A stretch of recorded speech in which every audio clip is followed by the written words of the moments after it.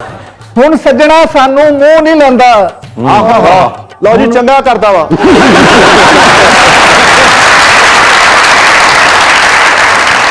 ਹੁਣ ਸੱਜਣਾ ਸਾਨੂੰ ਮੂੰਹ ਨਹੀਂ ਲਾਂਦਾ ਤੇ ਕਿਹੜਾ ਕੱਲਾ ਤੂੰ ਨਹੀਂ ਲਾਂਦਾ। ਹਾਂ ਵਾਹ ਬਈ ਵਾਹ ਵਾਹ ਵਾਹ। ਹੁਣ ਸੱਜਣਾ ਸਾਨੂੰ ਮੂੰਹ ਨਹੀਂ ਲਾਂਦਾ ਬੇਹਾਲ ਹੈ ਵਾਹ। ਤੇ ਕਿਹੜਾ ਕੱਲਾ ਤੂੰ ਨਹੀਂ ਲਾਂਦਾ।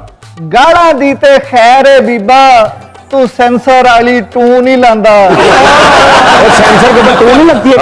ਕਹਿੰਦਾ ਤੂੰ ਗਾਲਾਂ ਦੀ ਤੇ ਖੈਰ ਆ ਬੀਬਾ पर तू सेंसर वाली टू नहीं लाना। समझ आ रही है कुछ? जी कोशिश कर रहा हूँ। जी जी प्लीज। की पढ़ना जो कुछ पढ़ना अगली बरी तू नहीं आंदा।